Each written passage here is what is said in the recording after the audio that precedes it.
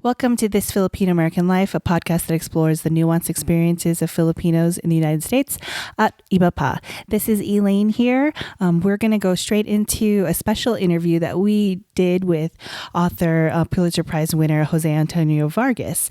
Jose Antonio Vargas is a Pulitzer Prize winning journalist, Emmy-nominated filmmaker, and a leading voice for the human rights of immigrants. He is the founder and CEO of Define American, the nation's leading nonprofit media and culture organization that fights injustice and anti-immigrant hate through the power of storytelling. His memoir, Dear America, Notes of an Undocumented Citizen, was published by HarperCollins in fall 2018. And now, listen to the interview. Thank you. My secret, just do something that ain't nobody ever done before, but make it sound like something that's always been there forever.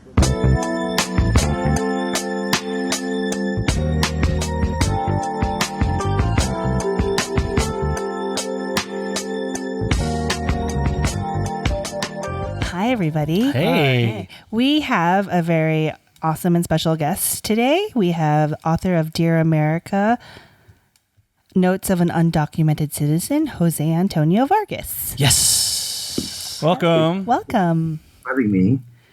Thank you so much for taking time off your busy book tour. You're doing so many dates, doing that author hustle. Props to you. This is my first book, and so I've done a few documentaries. The last one was called White People for MTV a couple years ago. But I've never experienced anything quite like this. Like the whole book tour thing is like totally intense. But yeah, it's been fun so far. It's just like it's a lot. It's a lot of travel. Yeah. Are you like, okay, the next book, I'm going to take my time? I'm probably doing like a couple of TV projects before I do anything else. You're like, things that can keep me not traveling 24/7. Because I'm old now. When I was younger, I can do this. Like, I wouldn't have a problem. But I'm 37 now, and it's like, it actually takes like a physical toll on me. Don't say that. For the record, we are all the same age, sort of. I made up this thing, Asian don't raisin. Yes. We look young, but physically, I just feel like my body is like tired. Yes. Yeah, but you've done a lot, so it's understandable. Yeah. I, on the other hand, am hurting just sitting here. So kudos to you. I have heard the term beige don't age. Because some Filipinos are beige, but I am not one of them, as my colleagues here have liked to point it out, that I am of the darker Filipino persuasion. But sometimes Filipino persuasion. That's hilarious. I'm like a more cappuccino cream, not really like a beige.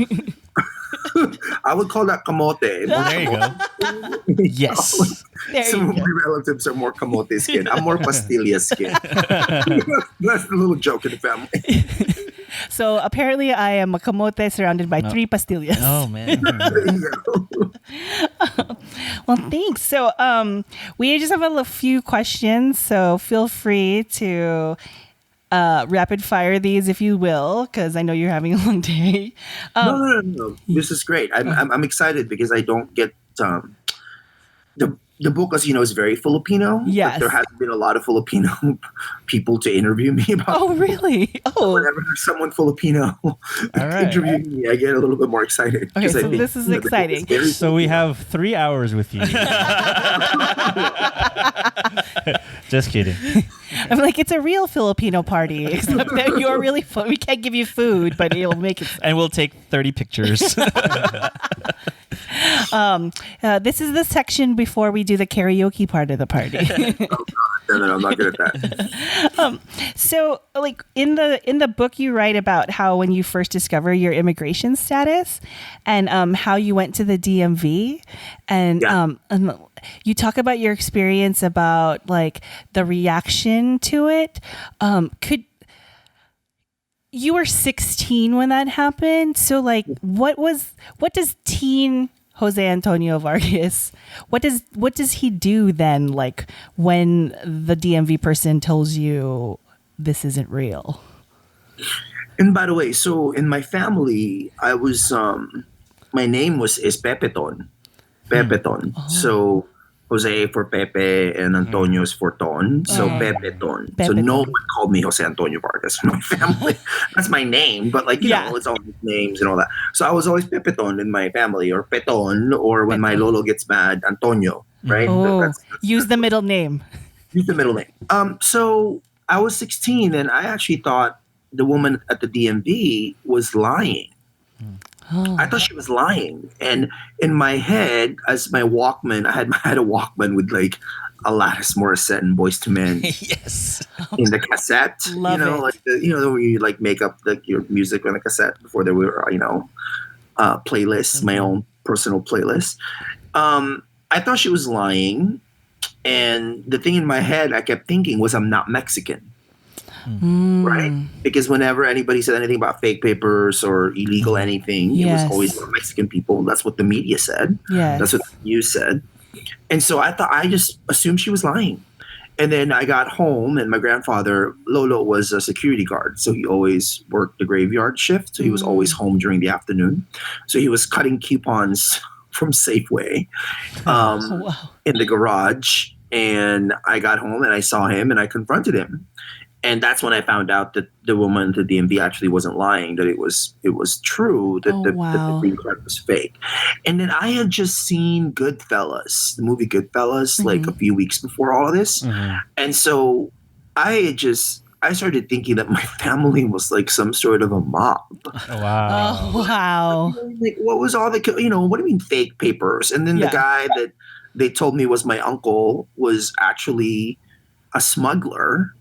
And that it cost $4,500, and that there was a whole plan. And why didn't anybody tell me this? So they told you that like after like that whole experience, or like they just it was after. I mean, look, everybody in the family had papers, right? There was never any no one ever talked about papers, or it just never came up. Yeah. So it was just very confusing and very. I think more than anything, I just felt really betrayed. I felt like at least you could have told me that this was the plan. Yeah. Why didn't anybody kind of let me in on this, I guess? Because it's like, it's your life, and then now you have to live it. But that's the thing. It wasn't my life, right? Like it was their interpretation of what I was supposed to do. I was supposed to work at the flea market, or Lolo David was working, and then I was supposed to marry a woman who's a U.S. citizen, and poof, right? And then the only thing to say was I'm bakla. So, like, I told them, like, okay. So it was the only way to kind of claim any sort of independence. Yeah. Right? And, my Lolo was your typical Frank Sinatra karaoke, My Way is his favorite song. Of course it is. Guy, right? And so this did not go well by him. The fact that his bakla grandson is now telling him, I'm not going to follow your plan, and I was going to concoct a different plan, right? Which was become a journalist, because it was the only way to kind of be seen and feel like I was actually there. Well, you know what I mean? Yeah.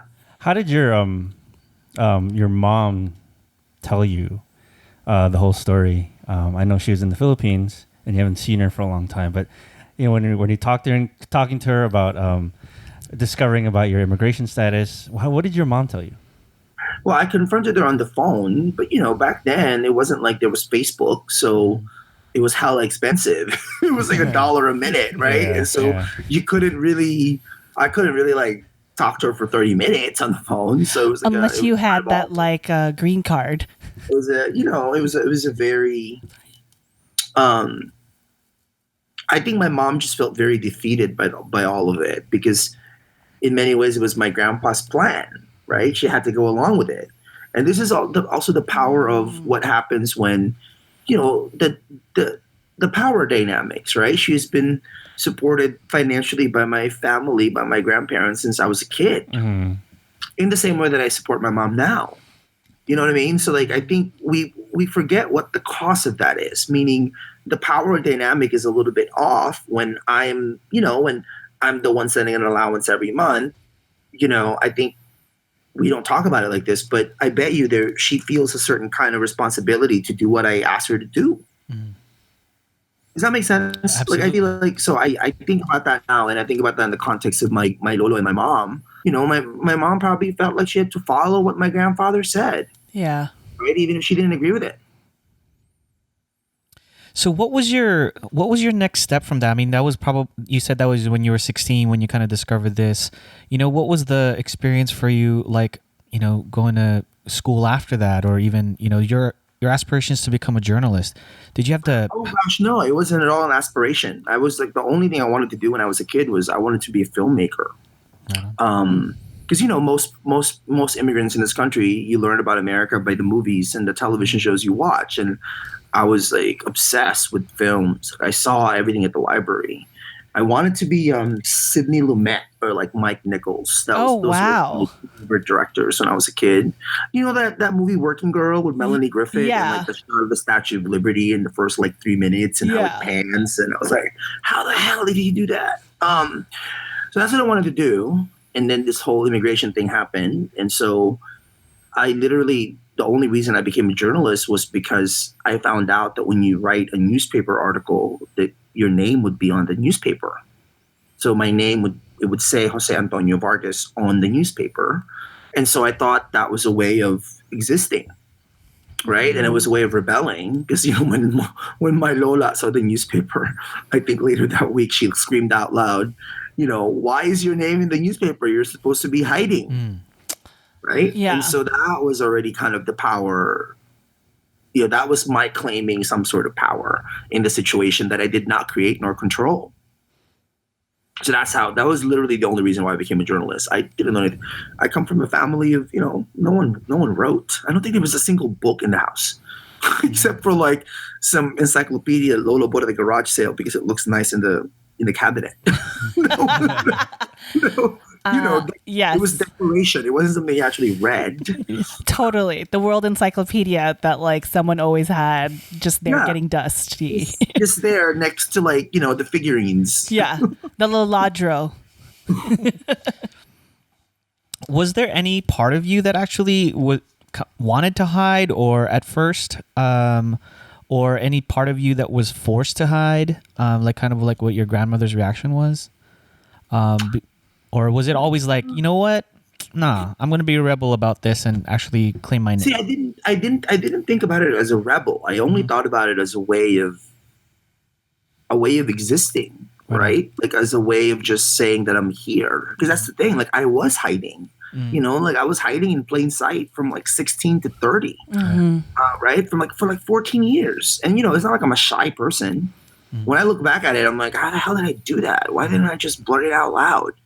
You know, there were so many moments that I could have just blurted it out loud. You know, like I'm interviewing Mike Huckabee during the Iowa caucuses and immigration comes up and there's a bunch of cameras. And I could have just said, oh, Governor, I'm one of these people you're talking about. You know what I mean? Or like when I'm interviewing, like, you know, Hillary Clinton when she was running for president back in 2008 and immigration comes up. I could have said something, but I never did. And that always felt kind of cowardly, right? Because I was too scared, and I think I was too comfortable, you know, like I was making good money. I was supporting my mom. I didn't have to do it wasn't like anybody was threatening me. I had gotten to a place where I could just pass, right? I had just passed and no one but myself knew that I was passing.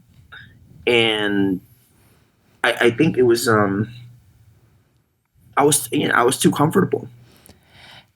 Yeah, when I was reading your story, I was amazed at how far that you got in terms of like your career and whatnot.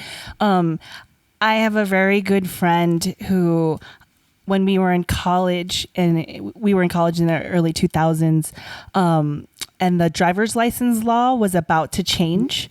Yep. And so we went to the DMV together because he wanted to get a California driver's license before he couldn't. And so I was with him and I drove him there and we waited in line, and the person behind the counter at the DMV told him, I'm sorry, I can't. And it was like, I swear it would have been like a week or two when the law had passed where they couldn't issue driver's licenses anymore. And I remember like when I read that story, then your piece, it sounded like you were alone. But yes, I was with my really good friend, and I remember we walked out of the DMV, and like, I'm a problem solver, so like my first instinct was to look at him and say like, let's get married. Like, if we get married, you can become a citizen because I'm a U.S. citizen. And his response was, I'm not going to do that to you.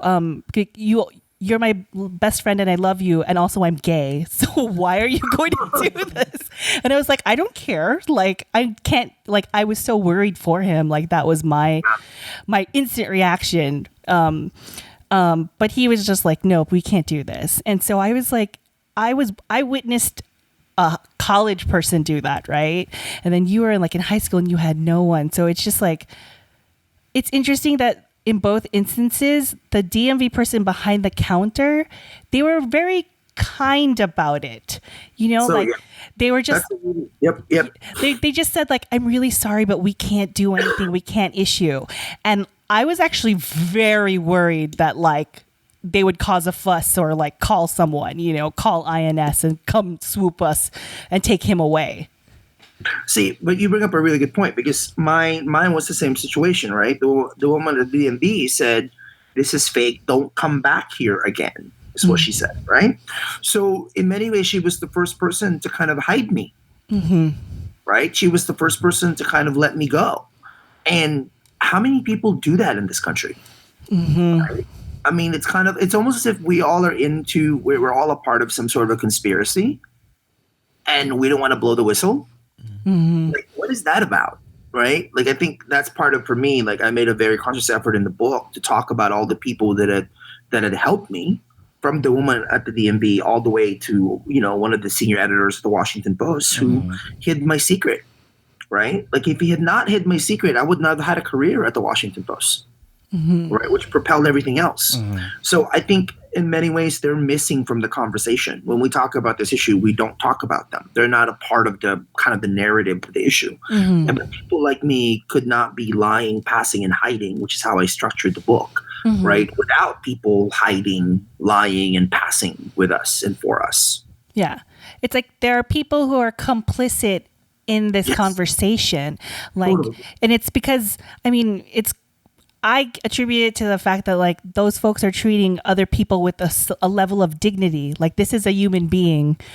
This is a person standing in front of me. I'm not going to be cruel to them by doing something as like to call the authorities. Yep.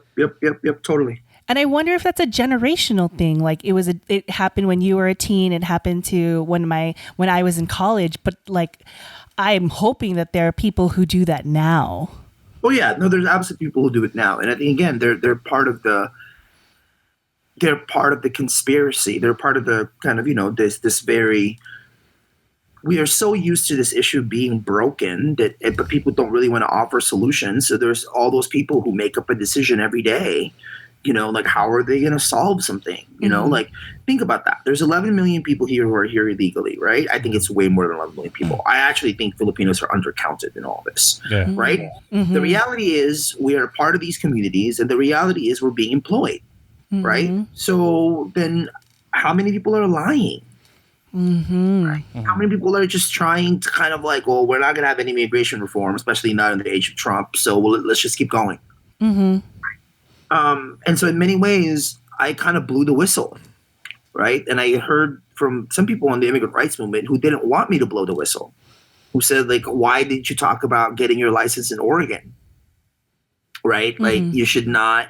My dad did the same thing, and, you know, and it's very irresponsible of you to kind of out that whole process. Right? But it's funny because, like, you're not the first person to document that. There's a short film created by the late Tam Tran where she absolutely where she documents her herself and I believe one of her colleagues in the Dreamers, where they go to a different state. I can't remember. I think it was Nebraska, and they got IDs that way. So it's not like you were the first to share that was a process and what a step that an undocumented person would need to do in this country to survive. The difference, though, I think, is that from the very beginning, since I'm a journalist and journalists like to lie about other journalists, I think that I was given a platform, and I had a platform that a lot of other people did not. And I think that's where a lot of the pressure from the immigrant rights movement has come, right? That I'm quote unquote privileged and, that I'm successful or whatever, right? Like from the very beginning, I think the immigrant rights movement kind of didn't know what to do with me. Because they're like, hey, we've been doing this work for many, many years, if not decades, and you show up unannounced and you plop yourself in the middle of this thing. So, and I actually didn't really understand what that has, the impact of that on me until I started writing this book. Like, I didn't realize how I had internalized so much of the criticism and just the kind of vitriol that I met from within the immigrant rights movement. Look, I can handle all the anti-immigrant people, all the trolls and all. I can handle that. I have no issue. I mean, I'm so used to it now that it doesn't really faze me. But what I was unprepared for was people from quote unquote my side, our side, who questioned my motives. And one person said to me at one point, "Oh, you're just trying to profit off the movement." And I looked at him and I'm like, are you freaking out of your freaking mind? Profit off your movement? Like, I was totally fine. I was totally fine making the money that I was making before this freaking movement. Yeah. I don't need your movement to make money. I can do that on my own. I was so offended by that. I was like, are you kidding me with this? But that's what happens in this very zero-sum, mentality, and this very kind of like, people are fighting for scraps. Yeah. And people thought that I was taking their money. I was taking the money that was supposed to go to their organization. So, you know what I mean? It's a very kind of defeatist kind of quality. Totally. So going along with that, the face of, I guess the face of kind of the immigration debate can always been like Latino, right? You talked about it in your book, how you thought, oh, I'm not Mexican, right? I'm not Latino. How could I be undocumented? So, what is it? How do you interpret yourself being a Filipino face in kind of the forefront of an immigration debate, the national immigration debate? When I think about it, I just think of like, how do I make sure that I'm being so specific about my experience that it's universal? But I don't have to be, I can only be who I am. Like, I can't be, I can't try to fill all these other roles that I can't really fill. That's why from the moment I came out, I started an organization called Define American, right? When you go to the website, like, we host the largest collection of undocumented stories online. And the thing that I'm probably most proud about the organization is we are so intentional about how intersectional we are. Right? You look at all the videos, you look at the content, you don't see anything that doesn't include undocumented Black people, undocumented Asian people. I would argue far more than any other immigration organization. Like, we are very, very intentional about that. Like, I stopped my team. I'm like, we're not going to release that video unless you have this person on that video. So from the very beginning, I was aware that mine is only one story, and it has to be put in the context of all these other stories. Also, I think, the fastest growing undocumented population in this country are Asian, not Latino. I actually think we have done a tremendous disservice making this issue a Latino issue. And what gets uncomfortable there is I think there are some Latino organizations who want to keep this issue a Latino issue. Right? Because they need it for funding, because they need it to kind of like, they don't want to have to say, after the election, I remember, after Trump's election, I ended up reaching out to some Latino organizations. I won't name them because, my Lola raised me and I'm polite like that. And I said to them, look, you can't do any more press conferences or any more campaigns without undocumented Asian people and undocumented Black people. Right? Yeah. And if you don't do that, I will publicly shame you. Because I just don't think we're in that kind of situation anymore. Yeah. It's like, I think we now have to understand, especially in this Trump era, how our communities more than ever must be reliant on one another. Absolutely. Like, we can't afford in this era to think in such isolated, insular ways that this is only a Latino issue or an Asian issue or a Black issue. Yeah. All these issues are interconnected. We can't afford to say, we don't want to involve white people. I'm sorry. Have you looked at America? America is still pretty white. Like, nothing is going to move without white people. You know what I mean? Yeah. You can't just have people of color doing our own thing as if white people aren't even existing. I think that's a mistake, right? And nothing in this country moves without black people. Yep. Nothing in this country moves without black people. So like how much have we really done the work to engage that like the black community around this issue? That's a big question to me. Yeah, especially because like your story, your Filipino American story, changes the narrative that has been driven in media about what an undocumented person looks like. Like, you know, like Joe said, it's predominantly Latino issue or has been made out to be so. But when they look at your face, like your name could get away with it, but your face does not. But then, you know, what about the undocumented African immigrant whose face does not match or whose name does not match, but their experience is going to be on the same level as somebody else who is undocumented, and we have to find ways to support them. And like, how do they find community? Where is the community? What is the community doing for them, right? And for me, the thing that I think a lot about is like, so even in my book, right? Like, my name is so Latino, and then when we were getting ready to to kind of finalize the book cover, which is my handwriting, and it's the jacket is yellow. Like, can I get any more yellow? And people are like, why is the jacket yellow? Because I'm Asian. It's literally why I picked the color yellow. Because I figured everybody's gonna think I'm Latino, so let me pick the most Asian color there is to pick, which is yellow. And it just so happens that yellow is also in the Philippine flag. Yes. Right? So it's my way of kind of like tipping into that, kind of tipping that.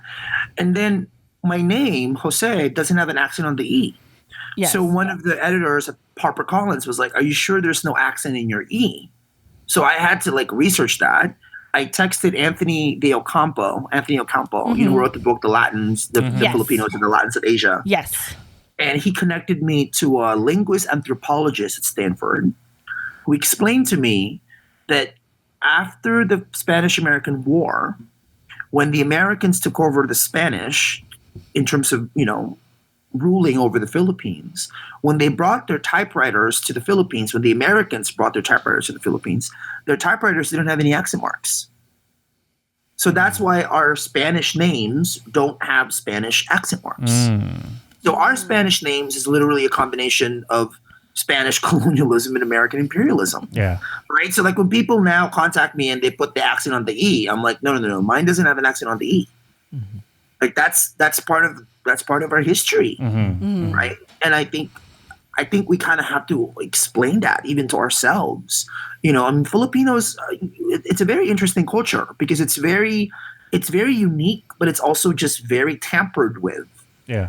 All around us, our food, our culture, it's very much a mix of American and Spanish. Absolutely. Like, and how do you where's the Filipino-ness in all of that? Now there's a movement, I think, among young Filipinos to claim their indigenous backgrounds, right? You see a lot of that. I see some cousins of mine who are like trying to trace their indigenous background. And even that I find really interesting. Yeah. So how do you kind of talk to other Filipinos who are maybe conservative and especially maybe some of the undocumented ones who just really just don't want to be out per se, or they just want to keep on kind of hiding. For example, I think when DACA first came out, a lot of Filipino immigrants didn't like register for DACA. Yep. So how do you? What do you do when you talk to them, when you encounter them? Do you have any kind of specific strategies to talk to them, or? Well, I mean, as someone who's come out of I've come out of 2 closets in my life. What I know about the closet is you don't force people out of it. Of course. Like when they're ready to come out, they're ready to come out. So I don't force anybody who's not ready to come out as being undocumented. So I usually, there's someone now who's Filipino that I've been talking to for about 5 years who's still not ready to come out. And I just have to be there to provide whatever advice I can provide, and be very, very careful about making sure that I'm not forcing him to do something he doesn't want to do. Right? There's a lot at stake. He has a pretty high profile job and that kind of stuff. So I'm careful about that. And when you talk about conservative Filipinos who voted for Trump, they're my own relatives. Yeah. So that's a really hard conversation. Right? I mean, even among Filipinos, apparently the Filipino community is, out of all the API groups, was the one who voted most for Trump. And what I find interesting with this very kind of, we're part of the resistance, we're woke, kind of Philam young community, is they're so much more willing to like engage trolls on like social media than to engage their own family members. Go get your uncle before you go call out somebody else, right? Can you talk to your uncle and your aunt? Can you talk to your parents? Right? Oh, I don't want to have to talk to them. I can't really deal with them. Well, I'm sorry. Like, you actually are responsible for them. You are responsible for your freaking family. If you can't talk to your own family members, then I'm sorry. Don't be wearing your resistance flag. That doesn't count. Right? Like, if you can't talk to your own family members over adobo about what the hell is going on, then you have no right to kind of like call out somebody else. Yeah. Or especially strangers.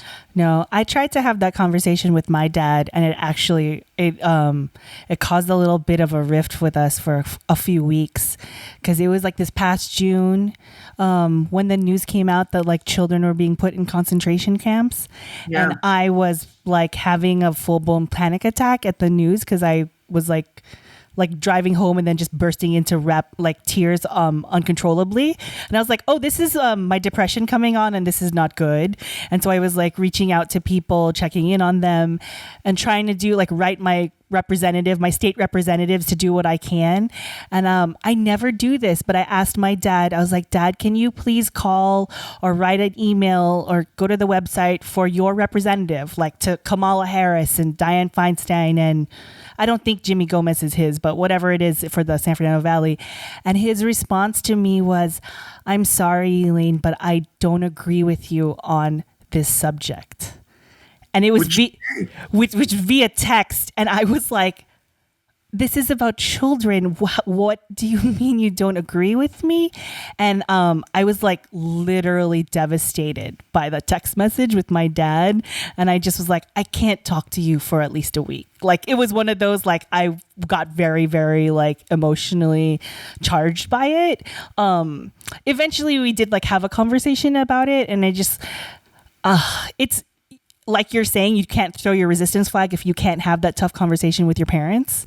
And so I had to come to a point of I love you, you're my dad, and you feel this way, but you're wrong. The end of the day, I was like, no, you're wrong. You can't. Actually, every Thanksgiving at Define American, we start this whole package called the Gift of Uncomfortable Conversations. So it's you can download the PDF. It's the ways to engage family members and coworkers and friends about this issue, right? Because I think, for me, that's the only way. Look, we live in a country where, and I'm saying this as a gay man, I'm proud to live in a country where anybody says something homophobic, right? Alec Baldwin says something homophobic, he has to apologize the next day and give money to GLAAD. It is no longer culturally acceptable to be homophobic, right? But in this country, not only is it culturally acceptable to be anti-immigrant, you win the White House. For being anti-immigrant. So that cultural shift has to happen household by household, workplace by workplace, school by school. Right. And it's going to require these really uncomfortable conversations for us to get anywhere, in my opinion. So speaking of kind of confronting Filipino conservatives, I know you had a Twitter exchange with Michelle Malkin a few years ago. Oh, gosh. Yeah. So that reminded me, I haven't sent Michelle this book. I actually did an event with Michelle. Oh, wow. Oh, my God. Wait a second. It was 2015, I think. Oh, wow. And it was a private event, meaning we couldn't tweet about it. It was in Walnut Creek. It was in the Bay. And it was in front of 1,000 people, mostly white people. And I was surprised at how, she actually asked me if I had security. What? She asked me, hey, do you have security? Wow. And I said, I don't, not usually. And she said, given how dangerous the time is right now, you should probably get security. Wow. And she said that in a very kind of very kind of concerned way. So that struck me, right? Yeah. Here's the thing about Michelle. Like, I don't do Ann Coulter. I can't tell you how many times I've been offered to like debate Ann Coulter, like on TV, on prime time. I've said no, just because I think Ann Coulter is an actress. You know, like she's a really consistent actress. Somebody go give her a Tony Award. You know, Michelle is so different because I actually think Michelle really believes what she thinks. She believes it. Yeah. And even though I disagree with fundamentally everything she says, she and I cannot be any more different in terms of the way we see the country and the way we see history, even. I respect the fact that she holds on to what she believes, even if I don't agree with it. Mm-hmm. Right? And that night, I remember it was like a debate, and it went a lot better than I thought it would. You know, I just thought she would like cut me off left, right, forwards, and backwards. She didn't. And of course, because I respect my elders, I was very, you know, I wasn't rude towards her. I don't think anything is to be gained by being rude. But yeah, I was kind of surprised at how well it went. I have not sent her this book. I'm sure she's gonna hate it, so I probably should send it to her though. So you never got to cook her adobo? No, I think she was mortified that I put brown sugar in my adobo. And I'm like, hey, Michelle, that's better. I'm actually from the Philippines. I think I can do whatever I want to do with my adobo. You know what I mean? Like, you grew up in the States. I'm from the Philippines. I know what suka is. I know how it's made. I can put brown sugar in this adobo. Wait, you don't put potatoes in it though, right? You know, my Lola does sometimes, I think, for some reason, but I don't. I don't put potatoes on it. No, I think that's weird. I'm not about potatoes. I put too many basil leaves on it, probably. I put a lot of basil leaves. It's kind of my thing. Yeah. So I want to really ask you this because I've encountered a lot of immigration activists, and they have a certain critique of kind of the current narrative, especially by probably like the Democratic Party. One is a lot of kind of immigration reform supporters are very quick to showcase or even kind of privilege undocumented immigrants who are quote unquote exceptional. They like to point to you, for example. You're a Pulitzer Prize winning journalist, but you know, majority of undocumented immigrants aren't that. But they like to tout the exceptional ones to justify their stay in the U.S. How do we change that narrative, especially among people who are quote unquote on kind of the right side of the immigration debate, but still kind of push this narrative forward? I really resent that whole thing. I resent it because I think I have spent a lot of time in my career in journalism apologizing to white people why I'm in the room. How I got into the room in the first place. Like, who let you in? Right? Like, I mean, like at the Washington Post, you couldn't swing your elbow without hitting somebody who went to Princeton, Yale, or Harvard, and I went to San Francisco State University. Yeah. Right? And I was always made to feel like I had to explain why I was in the room, why I even got to be in the newsroom of the Washington Post. And then when I come out as undocumented, because this is my community of people, it was really painful to see how people had projected onto me this model minority exceptional immigrant thing, right? Especially because most of them who said it didn't really know my background. I went to San Francisco State University when it was $800 a semester. You know, I was like, I think I was barely 3.1 GPA, right? And yet, maybe because I'm Asian, maybe because I look like this, people just projected onto me this model minority thing that I was the good immigrant that was making everybody else look bad. Now, it'd be one thing if I actually subscribed to that narrative, if I put myself and painted myself into this picture that I am the deserving immigrant. But I never did that, and I will never do that. Why? Because I come from the family that I come from. I come from a family of farmers, right? I come from a family where my Lola could barely, speak a complete sentence in English without feeling embarrassed. And yet, I think because people in the immigrant rights movement, look, like, hurt people hurt people. Right? When you're hurt, you're more willing to hurt more people. And I think a lot of people are coming from such a place of hurt, and they see me and they see whatever it is that they see, and they project onto me whatever that thing is that they're trying to criticize. So from the very beginning, I kind of was just like, I can't engage with that. Because if you're not even really willing to see me and what I'm trying to say, then nothing I will say will matter. Mm-hmm. So all I can do is continue with my work, right? Like everything I do, like they kind of speak for themselves. I don't have to explain them because they speak for themselves. Go to Define American. Go to everything we do, right? So I try not to spend any more time thinking about that because I actually think I probably have already spent too much time thinking about it. And I refuse to kind of, I refuse to be a part of this thing where all we do is beat each other up. It's interesting too, because I think after this book, I've heard from some people who have openly criticized me. And I know this because they tag me on Facebook. I love it when they do that. They like tag me and I'm like, oh, and then 3 days later they would like send me a private message asking me for money. Wow. You see that I saw that you tagged me and like, okay, like, so a few of them have actually apologized and said that I'm sorry. I guess they saw the book, they read the book, and they realized that the trauma of being separated from your mom for 25 years actually is traumatic. And it's almost like I have to like show that I'm bleeding to show that I'm actually a human being and I'm not just some model minority myth. And I think as Asian people, I think we have to really push back on that when that gets projected onto us, especially by non-Asian people.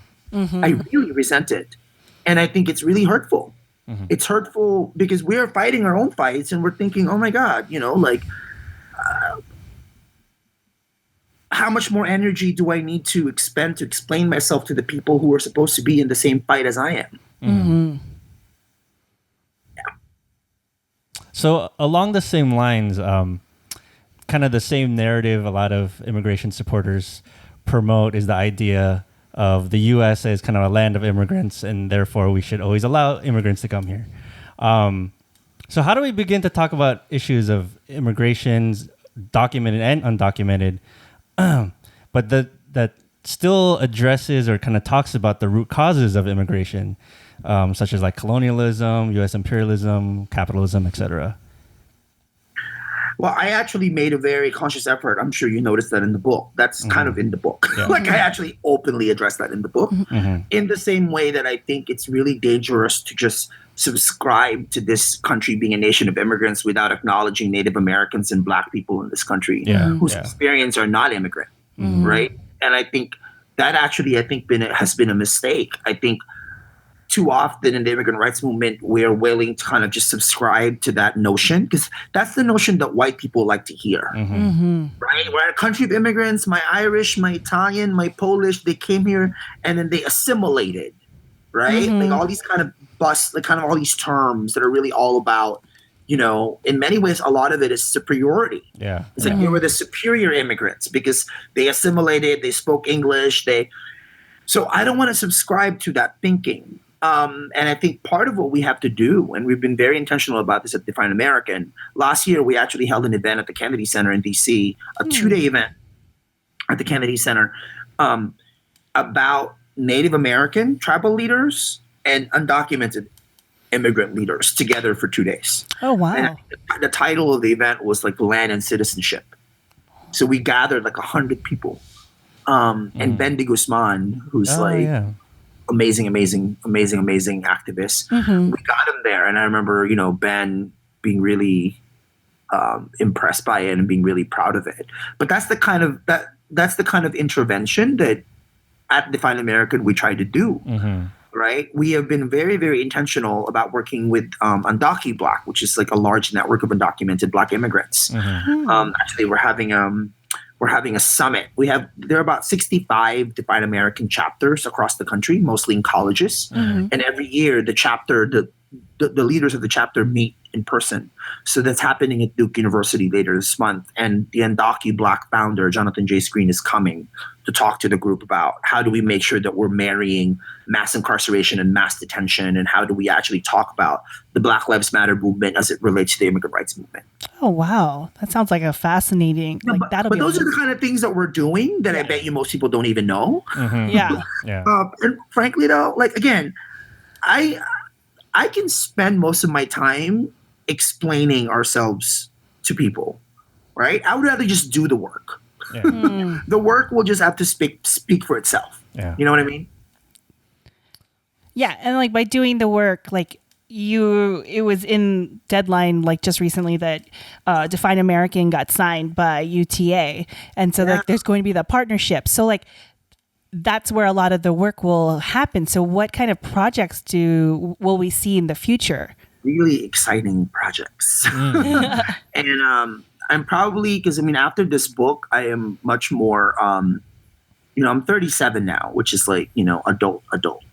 No, it's not. It's still young to me. No. We're not young adults anymore. We're just adults. Okay. So what I worry a lot about is like, I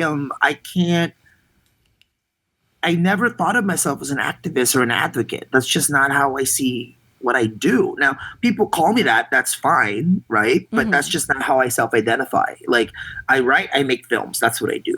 So after this book, I'm really going to be doing a lot more of that. And we're just working on a lot of projects, not only consulting on projects, which is we do a lot of that already, but we're actually creating and producing our own projects that I think fill a narrative void. And I'm really excited about that. I'm developing something now that I think in some ways is going to be the culmination of everything I've been working towards in the past decade. And it's a creative enterprise, right? And that I know how to do.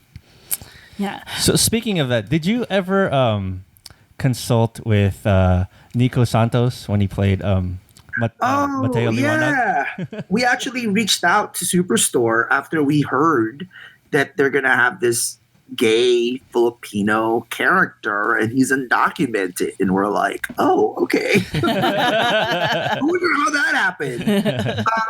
We reached out to them, and then we sent a few undocumented people to their writer's room.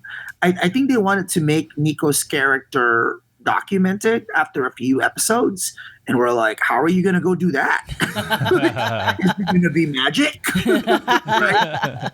And so we ended up consulting. We've been consulting with it now for like a couple of years on Superstore. That's awesome. So that's great. And Nico is wonderful. He actually came to the our film festival. We do a yearly film festival, and we did one in Chicago last year. Oh, yeah. And Nico Santos came, and we just held an event at the Writers Guild in LA. Oh yeah, we were there. Yeah. You were there. Yes, And Nico was there. Yes. His time is really valuable. So I I always tell him, I owe you. Because, like when you ask people to spend time with you, I just think, people's time is incredibly valuable. And he's always been so willing to help us out. But yeah. Yeah, that's awesome what they're doing with that. Yeah. During the panel, they discussed how like on every slide, Nico was on every slide, like because he represented Asian American, he represented gay, he represented. I was like, okay, you're gonna be on every slide. Good for you. But that's also a part of like, given the success of Crazy Rich Asians, right? Like we're gonna reach more people through films and movies, just as much people as we do in the news. Yeah. So that's why for us, the consulting work that we're doing in Hollywood and like kind of all the television shows that we are helping with, I think is going to reach us just as much people as we do, say, me going on CNN or whatever. So can you ever be a journalist again without the immigration story dominating your narrative, maybe in the future? Oh, yeah. Oh, I think so. I mean, I think, look, if David Brooks can be a journalist, if all of these op-ed writers with their very, with all and that's what I think is so interesting, right? Like, white people just get to be anything they want. Yeah. Good point. Anything they want. And yet, when a person of color or someone from a marginalized community, own up to a part of themselves, all of a sudden they have an agenda and they have a bias. So I don't want to subscribe to that either. Like my journalism, I think I'm always going to identify as a journalist first. That's just how I've always seen the world. Like that's it's as much the way I think about the world as it is my work. Yeah. Right? Yeah. Like in many ways, the way I've approached this work in the past 7 years has been very journalistic. Yeah. Right? Which is like bring people together. Who's missing from the conversation? How do we provide facts? Where's the context? Right? I've approached it from a very journalistic point of view. So I think I'm always going to be a journalist in the way I think about my work. Yeah. And I cannot spend too much time worrying how people want to label the work. Yeah. Right? I'd rather just do the work. Yeah. And that's the thing that I worry about in this time that we're living in. I think it's almost as if it's much easier to deconstruct than it is to construct. Right? Like we live in a culture of deconstruction. People just want to deconstruct everything. Yeah. You know? And I'm kind of like, I'd rather create. Yeah. I'd rather construct than deconstruct. Yeah. Here. That's a great statement to end on. Thank you so much for sharing your time with us. You are super busy. No. Your community, and I guess this is what I want to say about this. Like, I'm very proud of being Filipino. Like I am. And you know what I'm really proud of? I'm always proud that Filipinos show up. I was in Tulsa, Oklahoma, and there were like 10 Filipinos who showed up. Oh, yeah. Right? Because they tried to find me. Yeah. Right? I was just in Cleveland last night, and like the Filipinos drove just to go to the event. And, that's amazing. And so I'm just really proud of where I come from. And I'm proud that Filipinos are happy to see me, even if they don't agree with me. Even activists who don't agree with me, who are Filipino, always have my back. Yeah. Right. And I just so appreciate that, like it means a lot to me. Yeah. So salamat for having me. And please continue what you're doing. Do you have a specific message just for Filipinos? I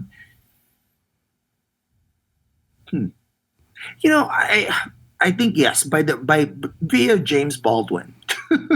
James Baldwin had this great quote in which he said, "Your crown has been bought and paid for." Right? Your ancestors, they already gave it up for you. It's already done. Now you can love yourself. It's possible. So I think like trying to remember that even though we may think it's hard, even though we may whatever barriers we have to cross, knowing that the hardest stuff that's already been taken care of. Right? And like owning ourselves and claiming our space and being who we are, the price has been paid for us to be able to do all of that.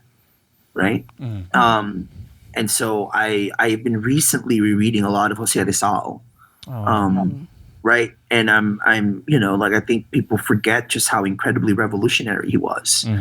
And when I get kind of like depressed and down about what I'm doing, I'm just kind of like, yo, Jose Rizal has already done all the hard stuff. Jose, shut the F up and just be quiet. Okay? Just get some perspective. You know what I mean? Yeah. So even when I think about someone like Michelle Malkin, who I don't agree with, have you ever gone through her Twitter? Like, people just attack her like bananas. And if I don't agree with her, I am like so protective of her. I'm like, leave her alone. Don't make fun of her face. And she probably wants me deported. But she's my people. Yeah. My people. Even if I don't agree with her. Totally. So. All right. Well, thank you very much. Thank you for having me. Of course, when you're in LA, you'll feel free to come by. Let's go eat at a Filipino restaurant somewhere. Yes. Yeah, Mamser, Chibogs, all these other places. Okay, I love Max, so that's great. Yes. Sige. Bye. Okay, bye. Thank you. This Filipino American Life is produced by Michael Nailat. Our intro and outro music is by Roger Habon, aka 10.4 Raj. Resident reality checker Girly Colado, legal advisor Rianne Fajardo, and graphic design by Vincent Collyer.